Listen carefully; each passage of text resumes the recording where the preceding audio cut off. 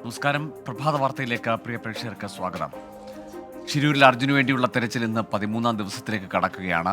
ഇന്ന് തെരച്ചിൽ ഏത് രീതിയിലാകുമെന്നതിൽ തീരുമാനമെടുക്കുക 9 മണിക്ക് ചേരുന്ന അവലോകന യോഗമായിരിക്കും. ഇന്നലെ നമ്മൾ കണ്ടതാണ്, കനത്ത ഒഴുക്കിനെയും വെല്ലുവിളിച്ചുകൊണ്ട് സ്വന്തം ജീവൻ പോലും ഒരു റിസ്കിൽ വെച്ചുകൊണ്ട് ഈശ്വർ മാൽപേ ഇറങ്ങിയൊരു ദൗത്യമുണ്ടായിരുന്നു. ഇന്ന് ഈശ്വർ മാൽപേയുടെ സംഘം വീണ്ടും പുഴയിൽ ഇറങ്ങിയൊരു തെരച്ചിൽ നടത്തുമോ അതല്ല നാവികസേനയുടെ മുന്നറിയിപ്പ് ഈ ഘട്ടത്തിൽ പുഴയിൽ ഇറങ്ങാൻ പാടില്ല അല്ലെങ്കിൽ കഴിയില്ല എന്ന ആ മുന്നറിയിപ്പ് വകവെച്ചുകൊണ്ട് അദ്ദേഹം മാറ്റി നിൽക്കുമോ അല്ലെങ്കിൽ ജില്ലാ ഭരണകൂടം അത്തരത്തിൽ ഇന്ന് പുഴയിൽ ഇറങ്ങി ഒരു തെരച്ചിൽ അനുവദിക്കുമോ എന്നതൊക്കെയാണ് ഷിരൂരിനെ സംബന്ധിച്ചിടത്തോളം ആകാംക്ഷയെ അവശേഷിക്കുന്നത്.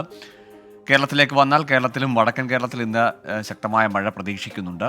ഒളിമ്പിക്സിൽ ഇന്ന് ഇന്ത്യക്ക് പ്രതീക്ഷ നൽകുന്ന മത്സരങ്ങൾ നടക്കുന്നു. പി വി സിന്ധുവും HS പ്രണോയും ഒക്കെ ഇറങ്ങുകയാണ്. 10 മീറ്റർ എയർ പിസ്റ്റളിൽ ഇന്ന് ഇന്ത്യയുടെ മനു ഭാക്കർ ഫൈനലിൽ മത്സരിക്കുന്നുണ്ട്.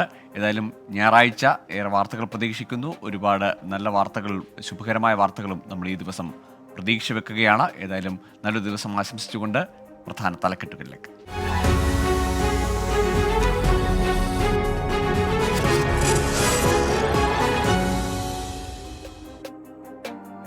വിശദമായ റിപ്പോർട്ടുകളിലേക്ക്. മണ്ണിടിച്ചിലുണ്ടായ ഷിരൂരിൽ അർജുന്റെ ലോറി കണ്ടെത്താനുള്ള ദൗത്യം 13ാം ദിവസവും തുടരുന്നു. പ്രാദേശിക മുങ്ങൽ വിദഗ്ധൻ ഈശ്വർ മാൽപേ സ്വന്തം റിസ്കിൽ ഇന്നും ദൗത്യത്തിന് ഇറങ്ങും. രാവിലെ 9 മണിക്ക് കാർവാർ MLA യുടെ നേതൃത്വത്തിൽ ചേരുന്ന അവലോകന യോഗത്തിൽ ഇന്നത്തെ ആക്ഷൻ പ്ലാൻ തീരുമാനിക്കും. ശക്തമായ അടിയൊഴുക്കുള്ള ഗംഗാവലി പുഴയിൽ ഇറങ്ങിയുള്ള തിരച്ചിൽ അസാധ്യമെന്ന് നേവി ജില്ലാ ഭരണകൂടത്തെ അറിയിച്ചിട്ടുണ്ട്. വിവരങ്ങളുമായി ശ്രീകാന്തും ഷഫീദ് റാവുത്തറും ചേരും. ശ്രീകാന്ത്, ഇന്നത്തെ തെരച്ചിൽ ഏത് രീതിയിലായിരിക്കും എന്നത് സംബന്ധിച്ച തീരുമാനം 9 മണിയോടുകൂടി ഉണ്ടാവും. ഈശ്വർ മാൽപേയാണ് ഇന്നത്തെയും പ്രതീക്ഷ, അല്ലേ?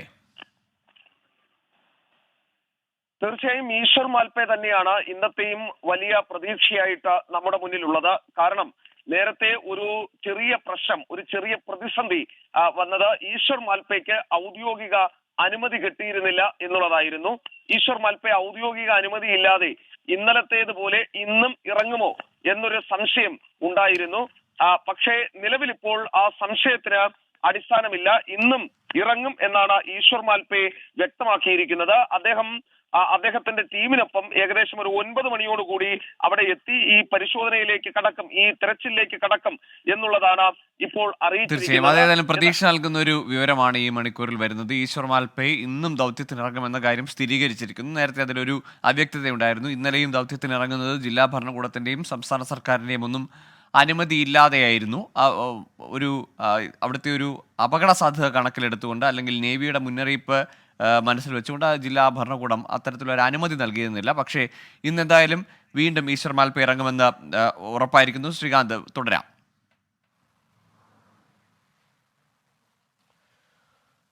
രാവിലെ ഗോകുൽ ഇതൊരു സംശയമായി നിലനിന്നതാണ്. ഇന്ന് ഈശ്വർ മാൽപേയുടെ നേതൃത്വത്തിലുള്ള സ്കൂബ സംഘം ഇറങ്ങുമോ ഇല്ലയോ, ഇതായിരുന്നു പ്രധാനപ്പെട്ട ഒരു സംശയം. ഏറ്റവും ഒടുവിൽ ആ സംശയം ദൂരീകരിക്കപ്പെട്ടിരിക്കുന്നു. ഈശ്വർ മാൽപേയും സംഘവും ഇന്ന് തെരച്ചിലിനിറങ്ങും. അത് നിലവിലിപ്പോൾ ഔദ്യോഗിക അനുമതി ഇല്ല, അക്കാര്യത്തിൽ സംശയമൊന്നുമില്ല. അതിൽ സ്വന്തം റിസ്കിൽ ഇറങ്ങി ഇന്നലത്തേതുപോലെ തെരച്ചിൽ നടത്താനാണ് നിലവിൽ ഈശ്വർ മാൽപേയും സംഘവും തീരുമാനിച്ചിരിക്കുന്നതെന്ന് മനസ്സിലാക്കാൻ കഴിയുന്നുണ്ട്. മാത്രമല്ല, ഒരു പ്രധാനപ്പെട്ട കാര്യം ഇതിനൊപ്പം ചേർത്ത് പറയേണ്ടത്, ഈശ്വർ മാൽപേക്ക് മുന്നോട്ട് പോകാൻ, ഈ തെരച്ചിലുമായി ഇന്നും മുന്നോട്ട് പോകാൻ ഈ കാർവാർ MLA യുടെ ഇടപെടൽ ഉണ്ടായിട്ടുണ്ട് എന്നും മനസ്സിലാക്കാൻ സാധിക്കുന്നുണ്ട്. 9 മണിയോടുകൂടി ഈ തെരച്ചിൽ നദിക്ക് ഉള്ളിലെ നദിയുടെ നടുക്ക് നടക്കുന്ന തെരച്ചിൽ ആരംഭിക്കും എന്നാണ് മനസ്സിലാക്കുന്നത്. CP4-ലടക്കം ഇന്നും തെരച്ചിൽ ഉണ്ടാവുകയും ചെയ്യും. കഴിഞ്ഞ ദിവസം ഈശ്വർ മാൽപേ 9 ഡൈവുകൾ ചെയ്തിരുന്നു. ഈ 9 ഡൈവുകൾ ചെയ്തിട്ടും ഒന്നും തന്നെ കണ്ടെത്താൻ സാധിച്ചില്ല. മാൽപേ പറഞ്ഞൊരു കാര്യമുണ്ട്, അത് അദ്ദേഹത്തിന്റെ പ്രശ്നവുമല്ല. അദ്ദേഹം പറഞ്ഞത് അതിശക്തമായ ഒഴുക്കാണ് ഈ പുഴയ്ക്കടിയിൽ എന്നുള്ളതാണ്. രണ്ടാമത്തെ കാര്യം, ചെളിയും കല്ലും കമ്പും മണ്ണും വന്നടിഞ്ഞ് ആകെ ഇത് മൂടിക്കിടക്കുകയാണ്, ഒന്നും കിട്ടുന്നില്ല. അടിവശത്തേക്ക് പോകുമ്പോൾ വിസിബിലിറ്റി കുറവാണ്. ഇതും ഈശ്വർ മാൽപേ പറയുന്നുണ്ട്. ഈ കുറച്ച് വയറുകൾ തൻ്റെ കാലിൽ തടഞ്ഞു, അതെന്താണെന്ന് മനസ്സിലാകുന്നില്ല, അത് ഇന്ന് വലിച്ചു പുറത്തിടും എന്ന് അദ്ദേഹം പറഞ്ഞിട്ടുണ്ട്. അതുകൂടി കിട്ടുമ്പോൾ അത് ഈ വാഹനത്തിൻ്റെ ഏതെങ്കിലും പാർട്ടാണോ എന്നുള്ള കാര്യം അറിയാനും സാധിക്കും. എന്തായാലും ഈശ്വർ മാൽപേ ടീം ഇറങ്ങും എന്നുള്ളത് ഒരു പ്രധാനപ്പെട്ട കാര്യമാണ്, ആശ്വാസകരമായ കാര്യമാണ്. തൊട്ടു പിന്നാലെ നേവി അവർക്ക് സപ്പോർട്ട് ചെയ്ത് ഉണ്ടാവുകയും ചെയ്യും. ഇന്നുകൂടി കാര്യമായി തന്നെ പരിശ്രമം ഉണ്ടാകും. ഏതെങ്കിലും തരത്തിൽ ഈ ലോറിയുടെ എന്തെങ്കിലും ഭാഗം കിട്ടുമോ എന്നറിയാൻ അത് ഈശ്വർ മാൽപേ ടീമിന്റെ കൈകളിലാണ്. ജില്ലാ ഭരണകൂടത്തിന്റെ അനുമതി ഇല്ലെങ്കിലും അവർ ഇറങ്ങാൻ തന്നെ തീരുമാനിച്ചിട്ടുണ്ട്. അതാണ് ഏറ്റവും പുതിയ വിവരം. ഒരു കാര്യം കൂടി ഇതിനോടൊപ്പം ചേർത്ത് പറയേണ്ട കാര്യമുണ്ട്. കാരണം കഴിഞ്ഞ കുറേയധികം ദിവസങ്ങളായി ഈ തെരച്ചിൽ ഇങ്ങനെ നടക്കുന്നു എന്നതല്ലാതെ കാര്യമായ ഒരു പുരോഗതിയും ഉണ്ടായിരുന്നില്ല. പക്ഷേ ലോറി വീണ്ടെടുക്കാൻ സാധിക്കും. അതിൽ അർജുൻ ഉണ്ടാകുമോ ഇല്ലയോ എന്നുള്ള കാര്യം ഇപ്പോഴും സംശയമാണ്. പക്ഷേ ലോറി വീണ്ടെടുക്കാൻ സാധിച്ചേക്കും എന്നൊരു പ്രതീക്ഷയുണ്ട്. ഈ മണ്ണ് കലക്കി വിട്ട് അവിടെ കൂടിയിരിക്കുന്ന മണ്ണ് പുഴയിൽ കലക്കി വിട്ടുകൊണ്ട് ഈ ലോറി വീണ്ടെടുക്കാനുള്ള ഒരു ശ്രമത്തിനും ഒരു നീക്കം നടക്കുന്നുണ്ട്. പക്ഷെ അത് എത്രത്തോളം ശരിയെന്നറിയില്ല. ഡ്രഡ്ജർ അവിടേക്ക് കൊണ്ടുവരാൻ കഴിയില്ല, വലിയ ഡ്രഡ്ജർ കൊണ്ടുവരാൻ കഴിയില്ല. കാരണം ഗംഗാവാലി നദിയും അതോടൊപ്പം കൊങ്കൺ റെയിൽവേ ബ്രിഡ്ജും ഗംഗാവാലി ബ്രിഡ്ജും കൊങ്കൺ റെയിൽവേ ബ്രിഡ്ജും അതിന് അനുവദിക്കില്ല. അതുവഴി ഈ വലിയ ഡ്രഡ്ജറിന്റെ മൂവ്മെന്റ് നടക്കില്ല. പോണ്ടൂൺ കൊണ്ടുവരുന്നതിൽ സാങ്കേതിക തടസ്സം കളക്ടർ പറഞ്ഞിട്ടുണ്ട്. പരിഹരിക്കാൻ ശ്രമം നടക്കുന്നതേയുള്ളൂ. അതിലും അന്തിമ തീരുമാനമായിട്ടില്ല. എല്ലാ കണ്ണുകളും നിലവിൽ ഇന്നും ഈശ്വർ മാൽപേയിലേക്ക് തന്നെ. ഗോകുൽ. തീർച്ചയായും ശ്രീകാന്ത്, ഇന്നും ഇന്നലത്തെ പോലെ തന്നെ ആഴങ്ങളിലേക്ക് ഇറങ്ങുന്ന ഈശ്വർ മാൽപയാണ് പ്രതീക്ഷയാകുന്നത്. ഷഫീദ് റാവുത്തർ കൂടി ചേരുന്നുണ്ട്. ഷഫീദ്, ഇന്നലെ നമ്മൾ കണ്ടതാണ് അവിടെ കാർവാർ MLA സതീഷ് കൃഷ്ണസെയിലിൻ്റെ നേതൃത്വത്തിൽ നദിയിലാകെ പരിശോധന നടത്തി. പ്രത്യേകിച്ച് ഈ ഡ്രഡ്ജർ കൊണ്ടുവരാനുള്ള സാധ്യതകൾ അത് സാധ്യമല്ല എന്നത് വൈകുന്നേരത്തോടുകൂടി സ്ഥിരീകരിക്കുകയും ചെയ്തു. ഇന്നലെ നമ്മുടെ ചർച്ചയിലടക്കം എൻകൗണ്ടറിലടക്കം മേജർ M ഇന്ദ്രബാലൻ സൂചിപ്പിച്ച ഒരു കാര്യമുണ്ട്. ശക്തിയേറിയ കാന്തവും മറ്റും ഉപയോഗിക്കുക, അതുപോലെ തന്നെ അവിടെ ഒരു ഡൈവിംഗ് പ്ലാറ്റ്ഫോം തയ്യാറാക്കുക. നദിയിലെ ആ .4 ചേർന്ന് അവിടെ ആ തുരുത്തിൽ ഒരു ഡൈവിംഗ് പ്ലാറ്റ്ഫോം ഈ സമയത്ത് തന്നെ തയ്യാറാക്കുക. അത് പിന്നീട് നാവികസേനാ അംഗങ്ങൾക്ക് ഉപയോഗിക്കാൻ കഴിയുന്ന തരത്തിലേക്ക് ഒരു തയ്യാറെടുപ്പ് അവിടെ നടത്തുക എന്നൊക്കെ. അത്തരത്തിലുള്ള എന്തെങ്കിലും സാങ്കേതികമായ അല്ലെങ്കിൽ സജ്ജീകരണങ്ങൾ ഒരുക്കുന്നതിനുള്ള നടപടികൾ ഇന്നുണ്ടാകുമോ ഷഫീദ്? ഗൂഗിൾ പലതരത്തിലുള്ള നീക്കങ്ങൾ നടക്കുന്നുണ്ട്. പക്ഷേ ഏതെങ്കിലും തരത്തിൽ റിസൾട്ടിലേക്ക് അത് പോകുന്നില്ല. കാരണം ഇതിനെല്ലാത്തിനും പ്രധാനപ്പെട്ട കാരണം, അതായത് നേരത്തെ ശ്രീകാന്ത് സൂചിപ്പിച്ചതുപോലെ തന്നെ എല്ലാ കാര്യങ്ങൾക്കും തടസ്സമാകുന്നത് പുഴയിലെ ശക്തമായ അടിയൊഴുക്ക് തന്നെയാണ്. ഈശ്വർ മാൽപേ കഴിഞ്ഞ ദിവസം ഡൈവ് ചെയ്തതിനു ശേഷം അദ്ദേഹത്തെ തന്നെ മീറ്ററുകൾക്കപ്പുറത്തേക്ക് ഒഴുക്ക് കൊണ്ടുപോകുന്ന ഒരു സാഹചര്യം ഉണ്ടായിരുന്നു. പിന്നാലെ നേവി ഉദ്യോഗസ്ഥരുടെ അടക്കം സഹായത്തോടുകൂടിയാണ് അദ്ദേഹത്തെ തിരികെ കൊണ്ടുവരുന്നത്. അപ്പോൾ ആ ഒരു പ്രദേശത്ത് ഇനി നമുക്ക് ചെയ്യാൻ കഴിയുന്നത് റിട്ടയർഡ് മേജർ ജനറൽ ഇന്ദ്രബാലൻ പറഞ്ഞതുപോലെ തന്നെ ഏതെങ്കിലും തരത്തിലൊരു പ്ലാറ്റ്ഫോം ഉണ്ടാക്കുക. ആ പ്ലാറ്റ്ഫോം അതായിരുന്നു ഫ്ലോട്ടിംഗ് പോയിന്റുകളിലൂടെ നമ്മൾ ഉദ്ദേശിച്ച കാര്യം. പക്ഷേ ഫ്ലോട്ടിംഗ് പോയിന്റുകൾ എത്തിക്കാൻ കഴിഞ്ഞിട്ടില്ല. സാങ്കേതികമായി ഇതുവരെ നമുക്ക് അതിനുള്ള തടസ്സം നീക്കാനും കഴിഞ്ഞിട്ടില്ല. ഇനി നമ്മുടെ മുൻപിലുള്ളത് രണ്ട് പ്രധാനപ്പെട്ട കാര്യങ്ങളാണ്. അതിലൊന്ന് ഈശ്വർ മാൽപയുടെ പരിശോധന, തിരച്ചിൽ തുടരുക. അതിനപ്പുറത്തേക്ക് ഫ്ലോട്ടിംഗ് പെൻഡുളിന്റെ കാര്യത്തിൽ ഇപ്പോഴും ഈ രാജസ്ഥാനിലെ ചില ആളുകളുമായി സംസാരിച്ചിട്ടുണ്ട് എന്ന് ജില്ലാ ഭരണകൂടം പറയുന്നുണ്ട്. പക്ഷേ അത് എത്രത്തോളം സാധ്യമാകും എന്നുള്ള കാര്യത്തിൽ ഇനിയും നമുക്ക് ഒരു ഉറപ്പില്ല. അതല്ലാതെ ഏത് രീതിയിൽ അത് കൊണ്ടുപോകുമെന്നുള്ള കാര്യത്തിലും വ്യക്തതയില്ല. ഏതായാലും ഇന്നലെ മഴയുണ്ടായിരുന്നു. ഇന്നലെ രാത്രിയും കാര്യമായ മഴ അത് ഈ മേഖലയിൽ പെയ്തു, ശിരൂർ മേഖലയിൽ പെയ്തു. ഇന്നലെ പെയ്ത മഴ ഏതാണ്ട് നിർത്താതെ 1 മണിക്കൂറോളം പെയ്ത മഴയുണ്ടായിരുന്നു. അത് അടിയൊഴുക്ക് കൂട്ടുക തന്നെ ചെയ്യും എന്നുള്ള കാര്യത്തിൽ തർക്കമില്ല. അങ്ങനെ കൂടിക്കഴിഞ്ഞാൽ വീണ്ടും ഇന്നത്തെ ദിവസവും ഡൈവിങ്ങിന് വെല്ലുവിളിയാകും. ഈശ്വർ മാൽപേ കഴിഞ്ഞ ദിവസം ഈ തെരച്ചിൽ നടത്തിയപ്പോൾ അദ്ദേഹം കണ്ട ഏറ്റവും പ്രധാനപ്പെട്ട കാര്യം അതൊരു ഈ മൺകൂനയ്ക്ക് സമീപം ഒരു മരം അതായിരുന്നു. അതടക്കം അത്രത്തോളം ആഴത്തിൽ ഈ മൺകൂന ഉണ്ട്, അല്ലെങ്കിൽ അത്രയും ഹൈറ്റിൽ മൺകൂന നിൽക്കുന്നു എന്നുള്ളതാണ് അത് അത് വ്യക്തമാക്കുന്ന കാര്യം. ഏതായാലും തെരച്ചിൽ ഇന്നും തുടരും. പ്രതികൂല കാലാവസ്ഥ തന്നെയാണ് പ്രതീക്ഷിക്കുന്നത്. കാരണം മഴ മുന്നറിയിപ്പുകൾ ഉണ്ട്. ഇനി നമുക്ക് ചെയ്യാൻ കഴിയുന്ന ഏക കാര്യം ഈശ്വർ മാൽപയെ ആശ്രയിക്കുക എന്നുള്ളതാണ്. അതിനപ്പുറത്തേക്ക് മറ്റു വഴികൾ ഇതിനോടകം ഒന്നും തെളിഞ്ഞിട്ടില്ല. ഈശ്വർ മാൽപേ അല്പസമയത്തിനുള്ളിൽ മാധ്യമങ്ങളെ കാണുന്നുണ്ട്. ഇന്ന് അദ്ദേഹത്തിന്റെ ഓപ്പറേഷൻ ഏത് രീതിയിൽ എന്നുള്ളത് അദ്ദേഹം വ്യക്തമാക്കും. അദ്ദേഹത്തെ കാത്തു നിൽക്കുകയാണ് നമ്മൾ. അല്പസമയത്തിനുള്ളിൽ ഈശ്വർ മാൽപേ മാധ്യമങ്ങളെ കാണും. അങ്ങനെ കാണുമ്പോൾ ഇന്നത്തെ ഡൈവിംഗ് ആക്ഷൻ പ്ലാൻ സംബന്ധിച്ച് നമുക്കൊരു വ്യക്തത കിട്ടും. ഏതായാലും 13ാം ദിവസമാണ്. 13ാം ദിവസവും നമുക്ക് പ്രതീക്ഷയ്ക്ക് വക നൽകുന്ന ഒന്നും ഇതുവരെയും ശിരൂരിൽ നിന്ന് ഉണ്ടാകുന്നില്ല, ലഭിക്കുന്നില്ല. കാത്തിരിപ്പ് അനന്തമായി നീളുകയാണ്.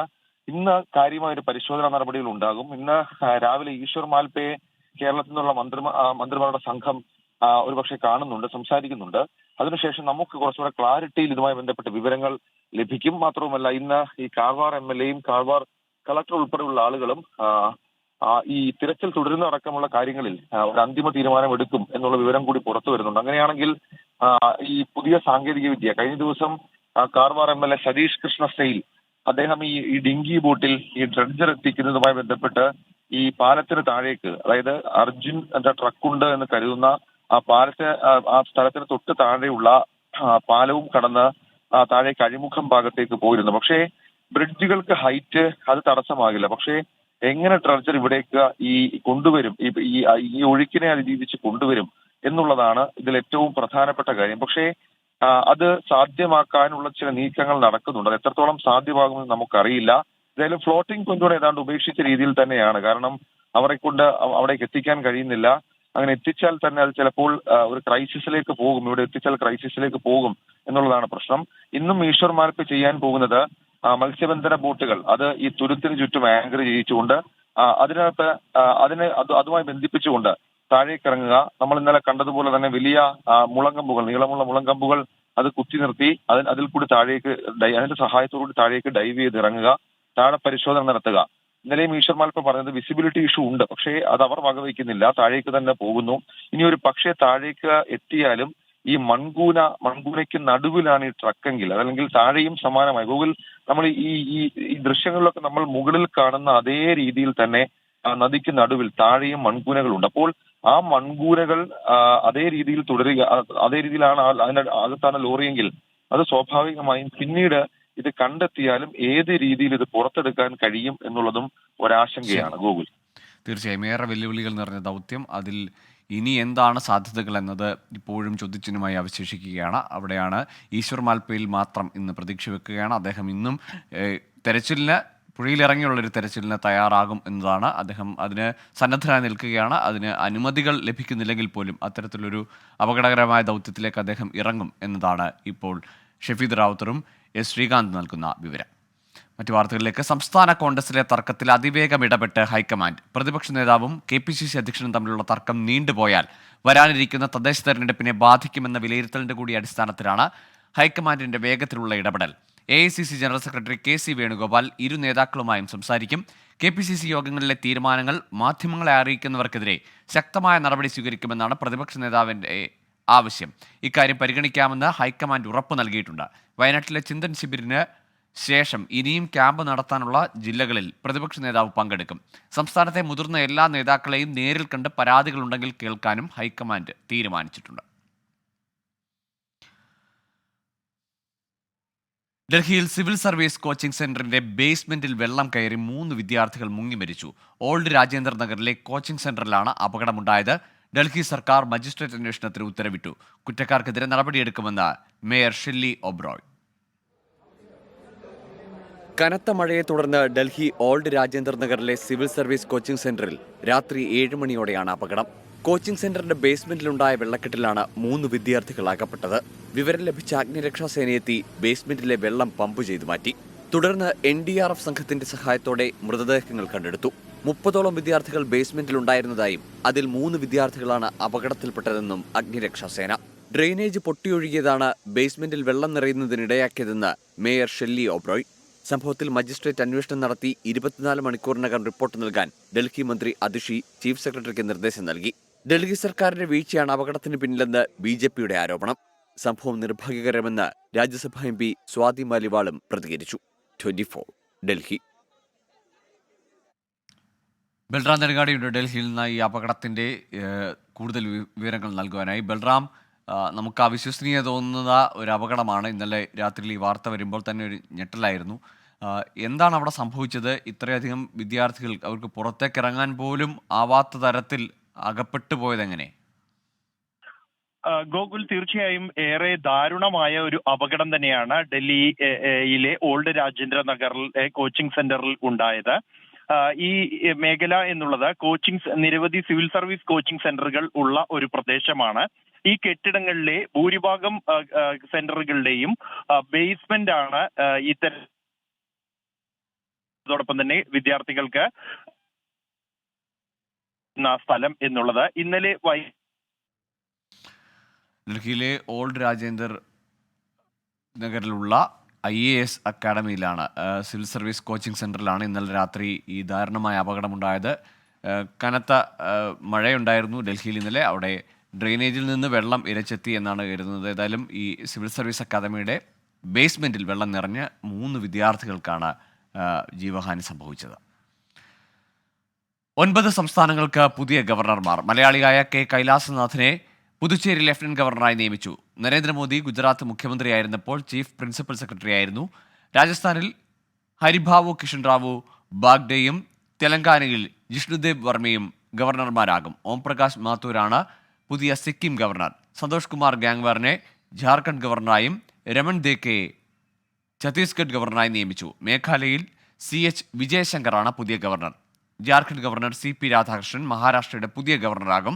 അസം ഗവർണർ ഗുലാബ് ചന്ദ് കതാരിയയെ പഞ്ചാബ് ഗവർണറായും ചണ്ഡീഗഡ് കേന്ദ്രഭരണ പ്രദേശത്തിന്റെ അഡ്മിനിസ്ട്രേറ്ററായും നിയമിച്ചു.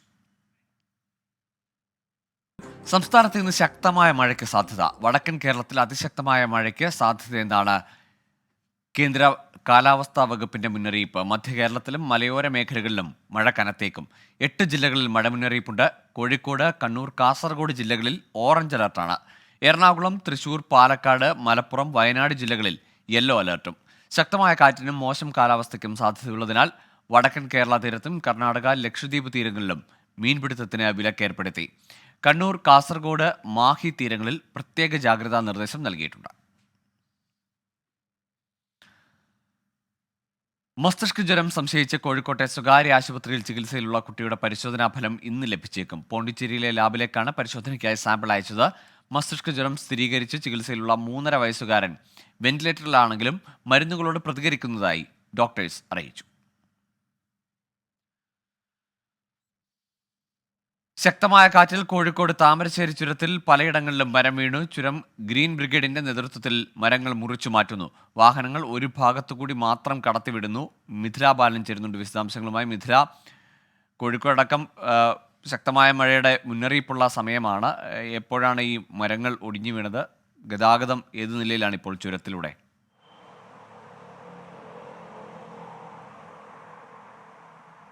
ഗോകുൽ, ഏറ്റവും പുതിയ വിവരം എന്നത് ഈ മരങ്ങളെല്ലാം തന്നെ അവിടെ നിന്ന് മുറിച്ചു മാറ്റിയിട്ടുണ്ട്. ഗതാഗതം ഇപ്പോൾ പുനഃസ്ഥാപിച്ചിട്ടുണ്ട് എന്ന വിവരമാണ് ലഭ്യമായിക്കൊണ്ടിരിക്കുന്നത്.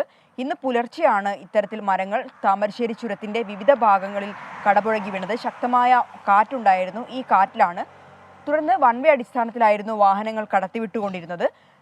ചുരം സംരക്ഷണ സമിതിയുടെയും ഒപ്പം തന്നെ ഫയർഫോഴ്സിന്റെ നേതൃത്വത്തിൽ ഓരോ ഇടങ്ങളിൽ നിന്നായി ഈ മരങ്ങൾ മുറിച്ചു മാറ്റി ഗതാഗതം വൺ വേ അടിസ്ഥാനത്തിൽ കടത്തിവിട്ടിരുന്ന വാഹനങ്ങൾ പൂർണ്ണമായും പഴയ രീതിയിൽ ഇപ്പോൾ ആക്കിയിട്ടുണ്ട്. എന്തുതന്നെയായാലും മഴ മുന്നറിയിപ്പ് കോഴിക്കോട്ടിന്റെ സമീപ ജില്ലകളിലുമെല്ലാം തന്നെ നിലനിൽക്കുന്നുണ്ട്.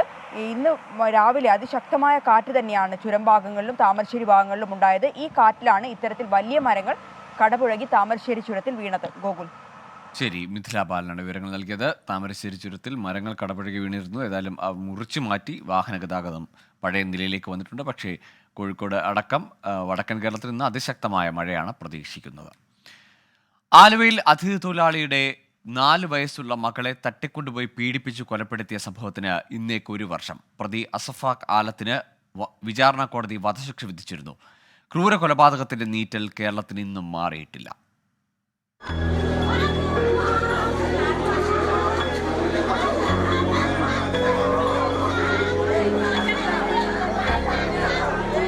ഈ അമ്മയുടെ കരച്ചിലങ്ങനെ മലയാളികൾക്ക് പെട്ടെന്ന് മറക്കാനാവില്ല. ഒരുപാട് പ്രതീക്ഷകളുമായി ബീഹാറിൽ നിന്ന് കേരളത്തിലേക്ക് എത്തിയ കുടുംബം. അതിലൊരു 4 വയസ്സുകാരിയും ഉണ്ടായിരുന്നു. അസഫാഖ് ആലം എന്ന കൊടും കുറ്റവാളി 4 വയസ്സുകാരിയെ കൊന്നു കുഴിച്ചു മൂടിയിട്ട ഇന്നേക്ക് 1 വർഷം. കുട്ടിയെ കാണാനില്ല എന്ന വാർത്ത വന്നത് മുതൽ ഒരപകടവുമില്ലാതെ തിരിച്ചു കിട്ടുമെന്ന പ്രതീക്ഷയിലായിരുന്നു നാടൊന്നാകെ. പക്ഷേ ആലുവ മാർക്കറ്റിന് സമീപമുള്ള കുറ്റിക്കാട്ടിൽ നിന്ന് ലഭിച്ചത് 4 വയസ്സുകാരിയുടെ ചേതനയറ്റ ശരീരം.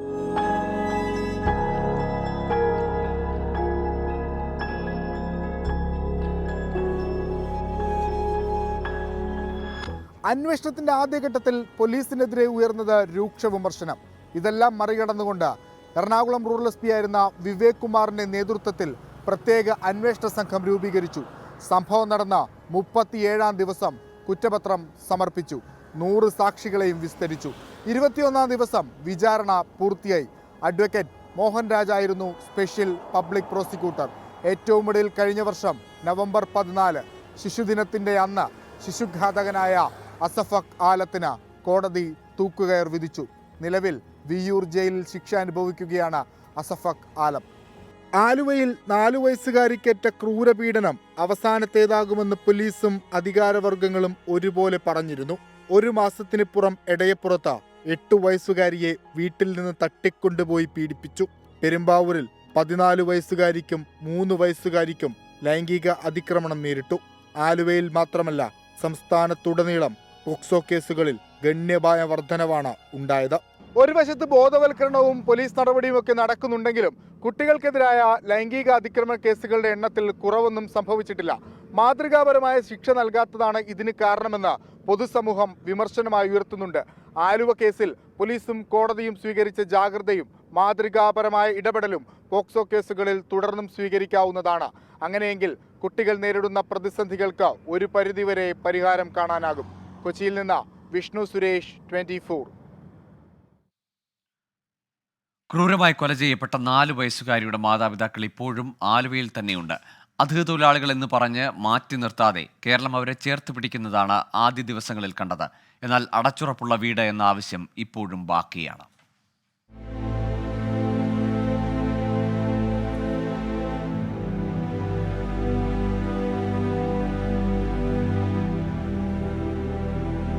ഏറെ പ്രതീക്ഷയോടെ കേരളത്തിൽ ജീവിക്കാനെത്തിയവർ, സുരക്ഷിതമായ ഒരിടം, മക്കൾക്ക് ഉന്നത വിദ്യാഭ്യാസം, ഇതൊക്കെയായിരുന്നു മാതാപിതാക്കളുടെ സ്വപ്നം. പക്ഷേ ആ മാതാപിതാക്കളെ കാത്തിരുന്നത് കൊടും ക്രൂരതയ്ക്കിരയായ തന്റെ മകളുടെ മരണവാർത്തയായിരുന്നു.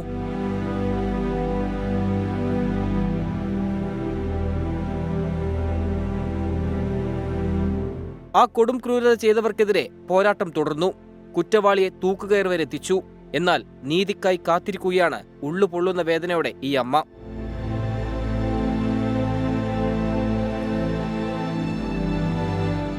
जब तक नहीं मर जाएगा तब तक आत्मा को शांति नहीं मिलेगा. हम लोग बाहर जाने के लिए भी मुश्किल है. अभी मेरा बच्चा को इंसाफ भी नहीं मिला.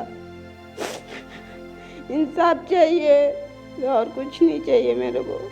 ആ മകളുടെ കളിപ്പാട്ടങ്ങളും ഉടുപ്പുകളും ഇന്നും ഈ അമ്മ സൂക്ഷിച്ചു വെച്ചിട്ടുണ്ട്.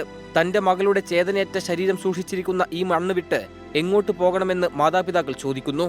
ഇന്നും ആ ഓർമ്മകളിലേക്ക് മടങ്ങുമ്പോൾ ഈ മാതാപിതാക്കളുടെ ഉള്ളുലയും കണ്ണു നിറയും.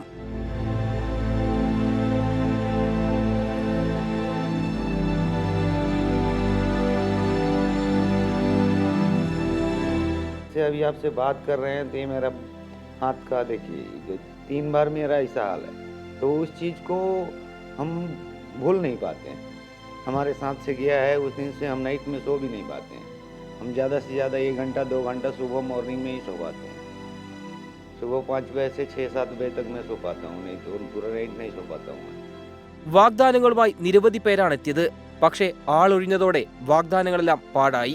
ഇതര സംസ്ഥാന തൊഴിലാളികളെ അതിഥികളെ കാണണമെന്നാണ് സർക്കാർ നയം. ഇന്ന് സർക്കാരിന്റെ കനിവ് തേടി കാത്തിരിക്കുകയാണ് ഈ അതിഥി തൊഴിലാളിയും കുഞ്ഞുമക്കളെ മാറോട് ചേർത്ത് ഒരമ്മയും. ഉപജീവനത്തിനായി നമ്മുടെ നാട്ടിലെത്തി കേരളത്തിന്റെ നോവായി മാറിയതാണ് ആലുവയിലെ 5 വയസ്സുകാരി. വീട് വിട്ടിറങ്ങേണ്ടി വന്നാൽ തിരികെ ജന്മനാട്ടിലേക്ക് പോകേണ്ടി വരുമെന്ന ആശങ്കയിലാണ് ആലുവയിലെ പെൺകുട്ടിയുടെ മാതാപിതാക്കൾ.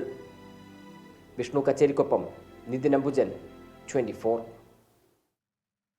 ഒളിമ്പിക്സ് വിശേഷങ്ങളിലേക്ക്. മെഡൽ പ്രതീക്ഷയിൽ ഇന്ത്യ.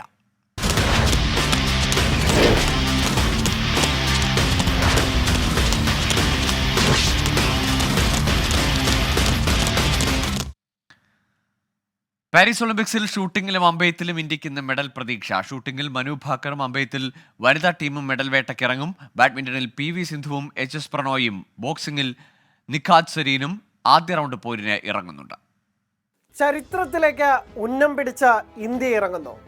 ഒളിമ്പിക് ഷൂട്ടിംഗിൽ മെഡൽ നേടുന്ന ആദ്യ ഇന്ത്യൻ വനിതയാകാൻ മനു ഭാക്കർ. അമ്പെയ്ത്തിലെ ചരിത്ര മെഡലിനായി വനിതാ ടീമും. 10 മീറ്റർ എയർ പിസ്റ്റൾ വിഭാഗത്തിൽ മനു ഭാക്കറിന്റെ ഫൈനൽ ഉച്ചതിരിഞ്ഞ് 3:30-നാണ്. യോഗ്യതാ റൗണ്ടിൽ 3ാം സ്ഥാനത്തെത്തിയ മിന്നും പ്രകടനം ആവർത്തിച്ചാൽ ഒളിമ്പിക്സ് ഷൂട്ടിംഗ് ചരിത്രത്തിലെ ഇന്ത്യയുടെ 5ാം മെഡൽ പിറക്കും. അമ്പെയ്ത്ത് വനിതാ വിഭാഗത്തിൽ ഇന്ത്യൻ ടീമിന്റെ ക്വാർട്ടർ പോരാട്ടം വൈകിട്ട് 5:45-നാണ്. സെമിയും ഫൈനലും പിന്നാലെ നടക്കും. ബാഡ്മിന്റൺ കോർട്ടിലേക്ക് പോയാൽ ഒളിമ്പിക്സിൽ ഹാട്രിക് മെഡൽ നേട്ടം ലക്ഷ്യമിട്ടെത്തുന്ന PV സിന്ധുവിന്റെ ആദ്യ മത്സരം ഉച്ചയ്ക്ക് 12:50-ന് തുടങ്ങും. മലയാളി താരം HS പ്രണോയുടെ മത്സരം രാത്രി 8-നാണ്. ബോക്സിംഗിലെ ഇന്ത്യയുടെ ഏറ്റവും വലിയ പ്രതീക്ഷയായ നിഖാത് സരീന്റെ റൗണ്ട് 32-ലെ മത്സരം വൈകിട്ട് 3:50-ന് നടക്കും. നിഷാന്ത് ദേവിന്റെ മത്സരം ഉച്ചയ്ക്ക് 2:46 ടേബിൾ ടെന്നീസിൽ മണിക ബത്രയും അജന്ത ശരത് കമാലും ശ്രീജ അകുലയും ആദ്യ റൗണ്ട് പോരാട്ടത്തിനിറങ്ങും. നീന്തലിൽ പുരുഷ വിഭാഗം 100 മീറ്റർ ബാക്ക് സ്ട്രോക്കിൽ ശ്രീഹരി നടരാജന്റെ മത്സരം 3:15-നും വനിതകളുടെ 200 മീറ്ററിൽ മലയാളി വേരുകളുള്ള ദിനിതി ദേശിംഗുവിന്റെ മത്സരം 3:30-നുമാണ്. റോവിംഗ് സ്കൾ റപ്പഷെ റൗണ്ടിൽ ബൽരാജ് പൻവാറിന്റെ മത്സരത്തിന് ഉച്ചയ്ക്ക് 1:06-നാണ് തുടക്കമാവുക.